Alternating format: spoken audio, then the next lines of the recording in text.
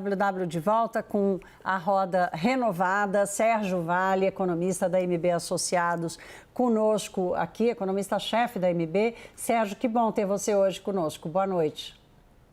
Tudo bem, Thaís, Daniel, prazer estar aqui falando com vocês.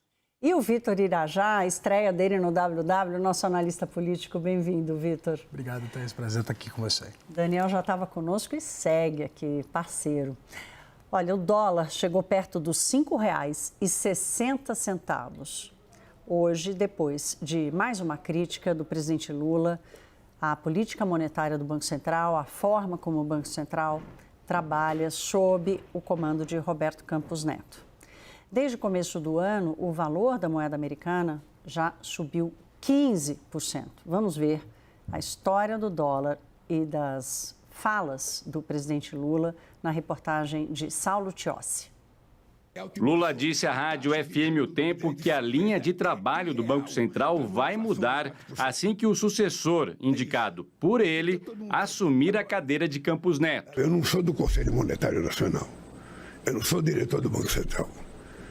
Então, isso vai poder melhorar quando eu puder indicar o presidente que vai para o Senado e a gente vai construir uma nova filosofia. O futuro indicado de Lula precisará ter a aprovação do Senado para assumir a presidência do BC. Campos Neto fica no cargo até 31 de dezembro. É importante lembrar que ele pensa ideologicamente igual o governo anterior e é importante lembrar que eu acho que ele não está fazendo o que deveria ter feito corretamente. Sabe? Não está fazendo. Entre outros fatores, as falas de Lula influenciaram mais uma disparada do dólar, que fechou o dia cotado a R$ 5,59, fechando o primeiro semestre do ano com alta de 15%. A moeda nacional é a que mais perdeu valor entre os países emergentes nas últimas 2 semanas. As declarações de Lula, que agitaram o mercado financeiro, vieram no mesmo dia de uma entrevista do presidente do Banco Central ao jornal Valor Econômico. Nela, Campos Neto afirmou que as críticas de Lula dificultam o trabalho de controle da inflação. Disse que, abre aspas, quando você tem uma pessoa da importância do presidente questionando aspectos técnicos da decisão do Banco Central, gera um prêmio de risco na frente. Essa incerteza maior acaba fazendo com que o nosso trabalho fique mais difícil, fecha aspas. Ainda segundo Campos Neto, essa dificuldade leva a uma lentidão maior para o país alcançar uma inflação menor com juros mais baixos. A última decisão do Copom, que manteve a Selic em 10,5% ao ano, teve a adesão dos 9 diretores, dos quais 4 foram indicados pelo atual governo, entre eles Gabriel Galípolo. Em um evento da FGV, Galípolo minimizou a troca de críticas entre Lula e Campos Neto. Segundo ele, existe uma compreensão errada sobre o que significa a autonomia do Banco Central, alvo constante de ataques do PT. A ideia de autonomia não está relacionado com uma ideia de virar as costas para a sociedade ou não prestar contas para a sociedade ou para o governo. Quem tem a oportunidade de conversar com os diretores e com o corpo técnico do BC sabe que não é essa a intenção. Aliás, é uma preocupação recorrente aqui do Banco Central de como é que ele é mais transparente, como é que ele se comunica melhor com a sociedade, como é que ele está mais conseguindo explicar as suas decisões e como é que ele trabalha da maneira mais transparente possível. Sérgio Vale, na entrevista que o Roberto Campos Neto deu ao Alex Ribeiro, do jornal Valor Econômico, ele dá umas outras alfinetadas também no presidente Lula, diz que, enfim, o próximo presidente... Na verdade, ele não alfineta nem Lula, ele alfineta quem vai ser o próximo presidente, que pode ser, inclusive, Gabriel Galípolo, que a gente acabou de ouvir, dizendo que o próximo presidente do Banco Central vai ter que tomar muito cuidado com o que ele faz, onde ele vai, com o que ele anda, enfim, com quem ele anda, para não atrapalhar o trabalho do BC. A novidade dessa sexta-feira, Sérgio, é a resposta direta do Roberto Campos Neto. Lula estava meio que jogando e ganhando de WO nessa parada. E a minha percepção é de que essas respostas do Campos Neto, que falou mal da política fiscal, falou mal da ação do Lula, deu essa alfinetada em quem vai ser o próximo presidente, só piora a situação e faltam 6 meses para ele ir embora. Como é que isso vai parar? Pois é, Thaís, esse é o grande problema, né? A gente estava antes com o presidente falando o que estava falando, não havia troca de farpas. Agora as trocas de farpas, de fato, começaram. Isso, para a condução da política monetária, não ajuda em absolutamente nada, né? A gente vai ficar nessa troca de gentilezas ao longo dos próximos meses, no meio de uma condução delicada de taxa de juros que a gente vai precisar ter, em conjunto com uma decisão muito delicada em relação à questão fiscal também, não contribui em nada para esse discurso e esse momento muito aquecido que a gente está passando. O ponto, na verdade, que o Banco Central, e às vezes talvez o tom que está subindo, né, via os comunicados, as decisões e agora as falas do próprio presidente do Banco Central, é uma exasperação, uma preocupação que o mercado compra também com a questão fiscal, que está cada vez ficando, de fato, um cenário mais difícil e de dificuldade de solução olhando daqui para frente, e que é uma das grandes razões para a gente estar vendo a taxa de câmbio no patamar que está agora. Então, certamente eu acho que tem um pouco dessa preocupação e dessa exasperação do Banco Central colocada na fala do Roberto Campos, mas que, infelizmente, no tom que a gente está hoje, você não consegue solucionar, você só consegue colocar mais lenha na fogueira no final, e, de fato, a gente vai ter um cenário mais difícil por conta disso aí nas próximas semanas e meses. Vitor, o ministro da Fazenda, Fernando Haddad, atuou durante meses, mais de ano, como na tentativa de voltar a construir a ponte. O Roberto Campos Neto passou o churrasco lá no final do ano, né, com o presidente Lula e tal. Parecia que as coisas estavam meio resolvidas. De repente veio a discussão da independência financeira do Banco Central, azedou tudo de novo e essa ponte parece que já se queimou. Não a ponte com Lula, mas a ponte com o Fernando Haddad. Como é que você que fala muito com a Fazenda, com a equipe econômica, como é que você está vendo essa relação hoje? Thaís, há uma tentativa ainda, né, de reconstrução dessas pontes, inclusive há uma tentativa pública por parte de Fernando Haddad de ser a voz ponderada em meio a esse ambiente bélico, né, entre o presidente Lula e o presidente do Banco Central, Roberto Campos Neto. Ainda mais agora com essas respostas que, como você colocou, elas não são positivas, elas não têm um viés positivo. O presidente da autoridade monetária, né, também se colocando ali, fazendo juízo de valor em relação ao cenário fiscal publicamente, né? O presidente do Banco Central tem que se comunicar exatamente pelas atas do Copom e pelos comunicados do Banco Central, né? Então, realmente, esse ambiente ele não está favorável e eu não consigo entender, Thaís. Realmente já tentei muitas vezes entender qual é a intenção de Lula ao reiterar essas críticas em relação ao Roberto Campos Neto, porque se ele fala, por exemplo, que governa para os mais pobres, né, que tem essa preocupação social e ataca, inclusive, por exemplo, o mercado financeiro, as falas dele só têm um impacto exatamente na população que ele diz defender, né? Impacta os mais pobres, porque o câmbio, por exemplo, elevado como está nesse momento, ele impacta a inflação, principalmente a longo prazo, e a gente sabe que, né, a inflação ela corrói os salários. Sim.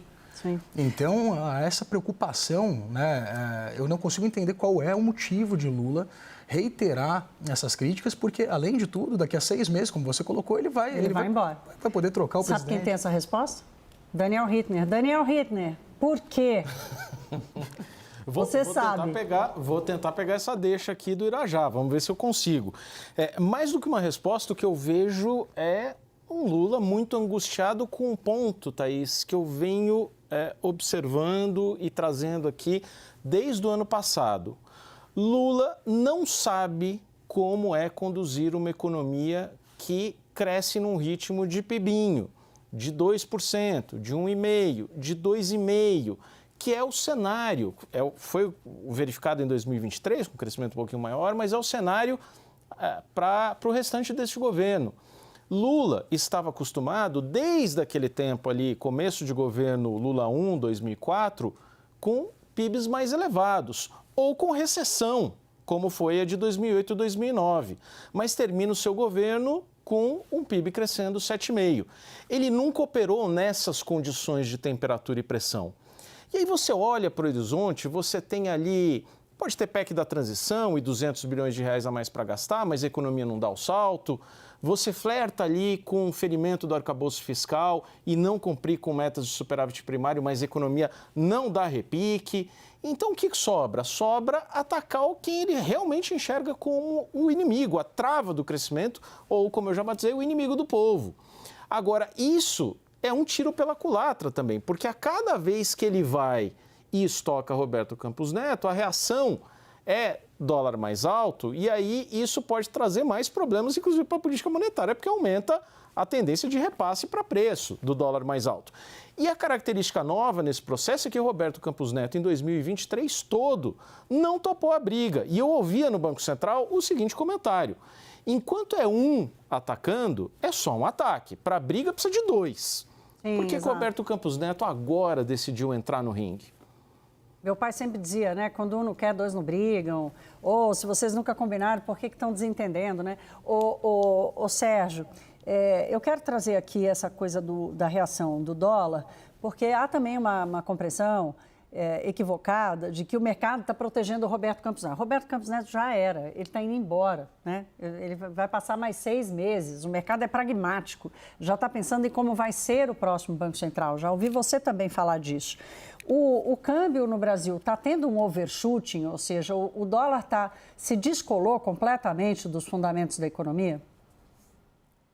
Olha, Thaís, não se descolou totalmente, mas certamente esses últimos movimentos, os últimos dias, a gente está vendo um certo exagero. Agora, é um exagero que pode se consolidar nesse patamar se a gente não tiver um movimento mais concreto por parte do governo. Eu volto um pouco para o ponto do Daniel, que eu concordo em relação à questão que ele coloca, que o Lula está com dificuldade de entender esse momento de crescimento baixo agora e querendo buscar caminhos para esse crescimento acontecer. O primeiro mandato dele teve um crescimento médio forte. Por que não está acontecendo agora?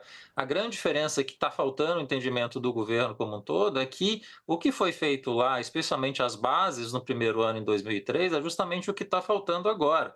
Que a base fiscal e a herança que a gente teve naquele momento foram muito mais sólidas do que a gente foi construindo do ano passado para cá.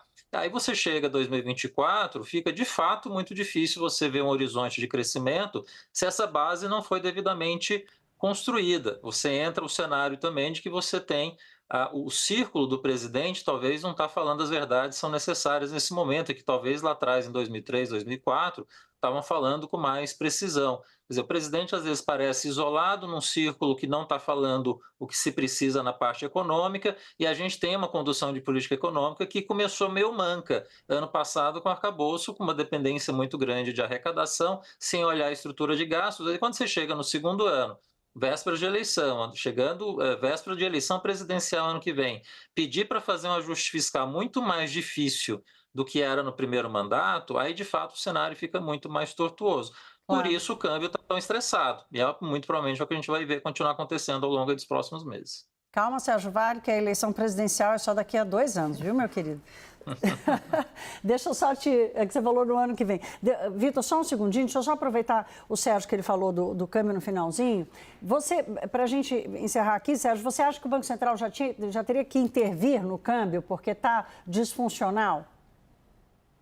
Tem essa discussão nesses últimos dias, especialmente, que poderia talvez o Banco Central entrar para acalmar, diminuir um pouco a volatilidade, né? Não dá nenhuma sinalização de tendência, que aí seria enxugar gelo, né? Mas poderia, eventualmente, se continuar nessa tendência de depreciação ao longo da próxima semana, o Banco Central eventualmente pode entrar para tentar diminuir um pouco a volatilidade. Não entrou até agora, sinalizou que não iria entrar até agora, mas a gente precisa esperar segunda-feira. Se continuar nesse ritmo de depreciação, a gente chegar a 5,60, 5,65, eu acho que vai ser inevitável o Banco Central atuar na semana que vem. O seu xará, o Sérgio Goldstein, da Warren Investimentos, que atuou na mesa de mercado aberto do Banco Central há muitos anos, me disse hoje que o Banco Central precisa mostrar um pouco as garras, assim, botar medo um pouco em quem está comprando o dólar, né? Vitor, nós tratamos aqui desse prazo que o Roberto vai ficar, é um prazo também que o Congresso Nacional começa a ficar fora, e que, de um jeito ou de outro, a política em Brasília fica meio manca. Qual o ambiente político que você enxerga desse debate sobre o Banco Central e essa briga entre Lula e Roberto Campos Neto com o Congresso Nacional não atuando diretamente nisso?